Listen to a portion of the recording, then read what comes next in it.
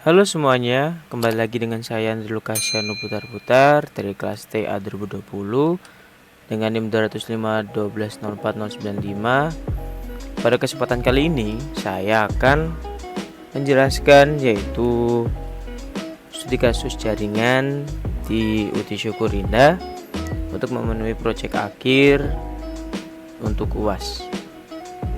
Di sini kita menggunakan Cisco Packet Tracer. Di sini tertera nama saya, NIM dan juga kelas. Kita masuk dalam simulasinya.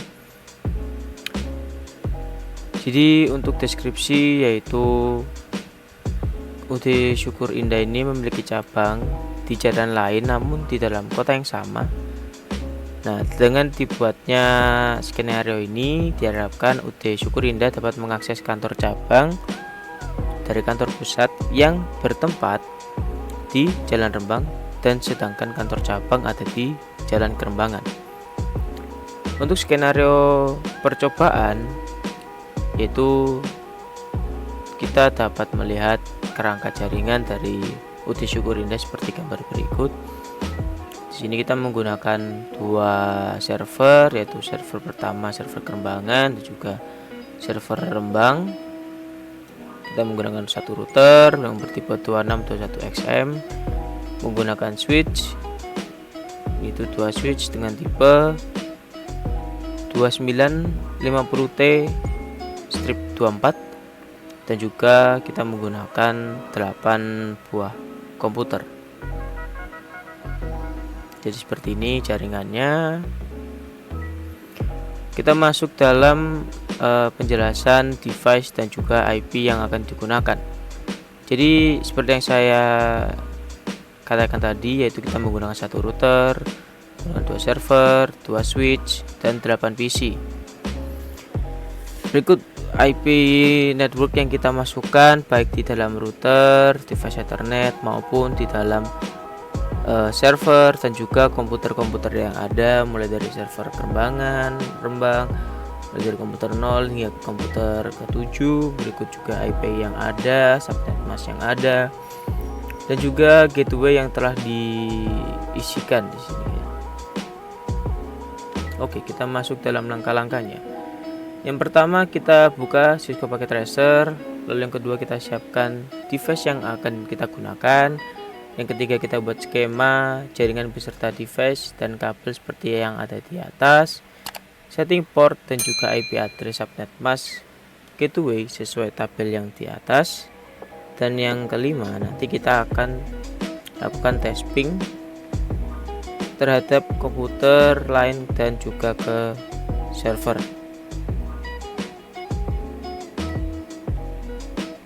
Baik, kita masuk dalam langkah pertama. Langkah pertama kita masuk ke dalam server Kerembangan dan ke menu config. Kerembangan, kita config, kita masuk setting. Di sini kita setting 192.168.95.10. Lalu kita masuk ke menu fast Ethernet dengan memasukkan IP address-nya yaitu 192.168.95.1 dan subnet masknya auto yaitu 255.255.255.0. Di sini kita masuk ke fast Ethernet, di sini sudah terisi. Setelah itu kita masuk ke menu service dan ke DHCP ya, lalu memasukkan berita yang ada.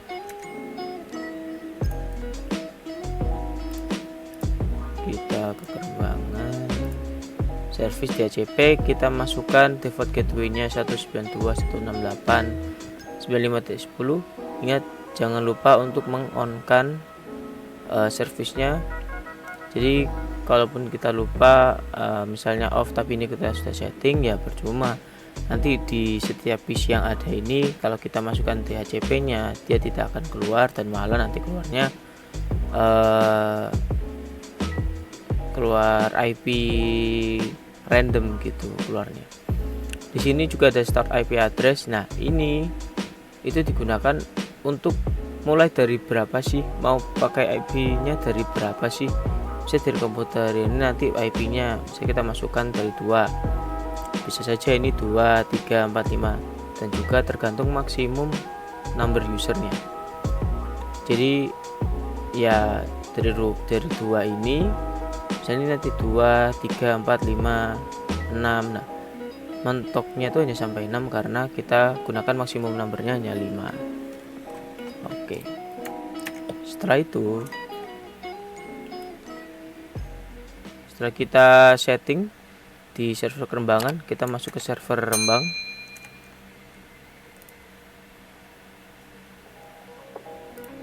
Sama ya, kita masuk ke menu config, kita ke menu setting, kita masukkan default gateway-nya.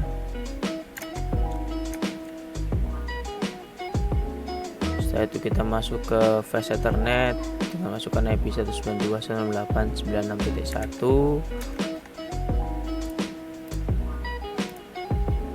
6.1. Setelah itu juga kita masuk ke DHCP. Ingat untuk selalu mengonkan ya. Jadi posisi awal tuh pastinya kita ini di sini off, ini pasti off. Lalu kita masukkan default gateway-nya yang ada di config Fast Ethernet ini, sama seperti tadi, karena di komputer 0 sampai 3 ini sudah ada IP dari 2 sampai 6 yang maksimum numbernya itu 5. Jadi agar tidak bertabrakan, kita gunakan dari angka 7 hingga nanti seterusnya juga kita gunakan maksimum numbernya itu juga 5. Ini sudah saya save tapi tidak apa. Selanjutnya ini DHCP yang tadi. Lalu kita setting di bagian routernya menggunakan CLI, konfigurasi pertama untuk server Kerembangan. Di sini kita bisa lihat, kita langsung masuk saja ke CLI-nya. Masuk ke router, ke CLI. Di sini saya sudah sempat konfigurasi. Oke. Jadi untuk yang CLI yang server pertama itu kita masukkan perintah yang seperti ini. Sampai sini ya, sampai sini. Nah, jadi untuk men-settingnya jalurnya itu saya menggunakan CLI. Yang pertama kita masukkan N, yaitu enable. Setelah itu kita masukkan conf T, lalu kita masukkan int. int itu interface ya. FA itu Fast Ethernet, karena saya menyingkat jadi int FA. Nah, 0/0 itu merupakan jalur ini. Nah, jalurnya dari server Kerembangan ini. Sedangkan jalur satunya yaitu FA 0/1. Oke.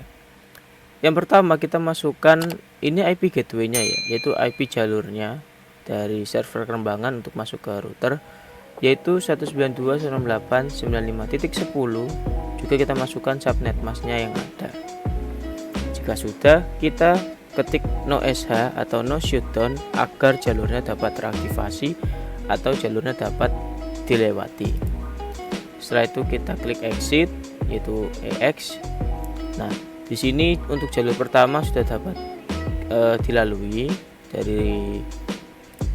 dari server Kerembangan maupun komputer ini dapat melewati jalur yang ini. Nah, sekarang kita akan setting jalur yang sebagian sini. Nah, untuk settingnya itu dimulai dari FA sampai selesai ini. Jadi kita masukkan INTFA 0/1, yaitu jalur yang kedua, jalur dari komputer Rembang menuju ke PC, dan PC dari komputer Rembang agar bisa berhubungan ke server Kerembangan maupun PC yang ada di Kerembangan. Kita masukkan IP address-nya yaitu IP add 192. Kini kita tembak gateway-nya ya, yang dari server Rembang 192.168.96.10. 255.255.255.0 dan juga tetap kita masukkan OSH agar jalurnya dapat teraktivasi. Dan juga setelah itu kita exit, lalu exitnya kita 2 kali. Jika keluar perintah seperti ini, langsung kita klik saja write, nanti langsung build configuration. Oke, setelah itu kita ketik oke, langsung keluarnya translating oke domain server. Di sini untuk jalurnya kita sudah setting, jadi ini bisa saling berhubung. Ya ini ya settingan yang kedua tadi. Nah, saatnya itu kita memasukkan IP di setiap komputer dengan DHCP server. Nah, kita masuk ke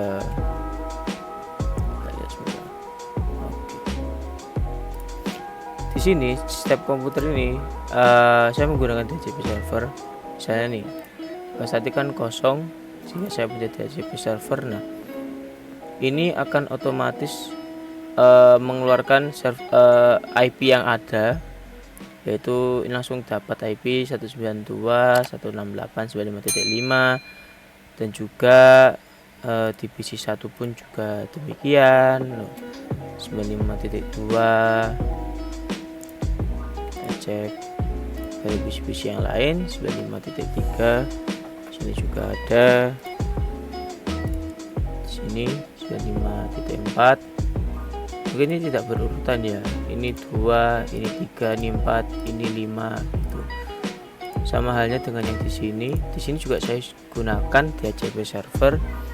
Di sini benar kita dapatkan IP 7. Kenapa di sini kok nggak sampai 6, cuman mentoknya di 5? Karena di sini kita hanya menggunakan 4 komputer saja, 4 PC saja. Jadi yang kita gunakan itu cuma 2, 3, 4 dan di sini saya lihat tadi di sini 5.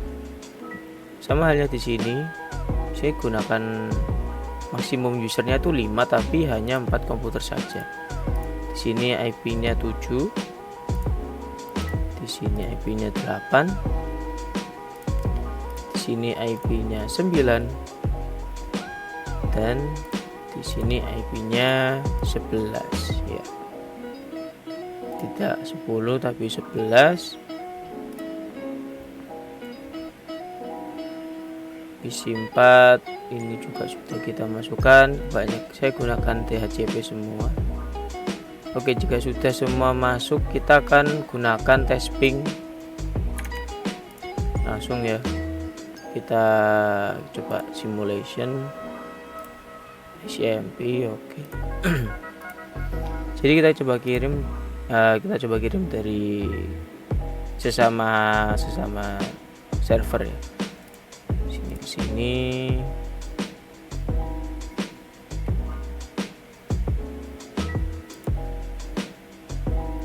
sukses juga dari isi ke server juga sudah sukses. Kita coba dari PC ke server Rembang, ini juga sudah sukses ya. Juga bisa dari sini ke PC4.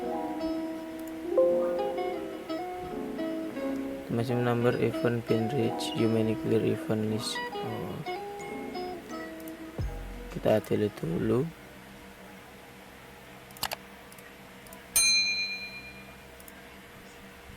Oke, sukses ya. Memang jika kita mengirim pesan atau ping dari komputer satu ke dalam setiap komputer yang ada di sini, pasti yang pertama akan failed. Kita coba ya, ini akan failed di sini karena dia baru membaca jalur yang ada. Namun jika kita gunakan untuk kedua kali, nah di sini langsung sukses. Kita coba ping IP server Kerembangan, yaitu ping 192.168.95.1.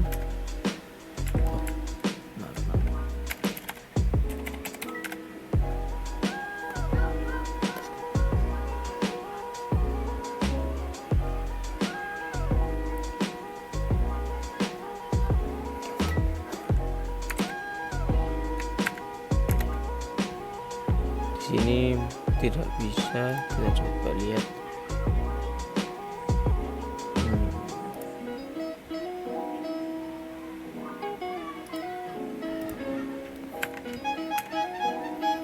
Oke, ini sudah bisa karena tadi dalam mode simulation mungkin tidak bisa. Kita ping ke sebelah. Nah, juga di sini bisa. Jadi dari PC kita ping ke setiap server yang ada pun bisa. Kita coba ke PC lain 8. Sini juga bisa. Jadi ini dari PC 0 ke PC 7.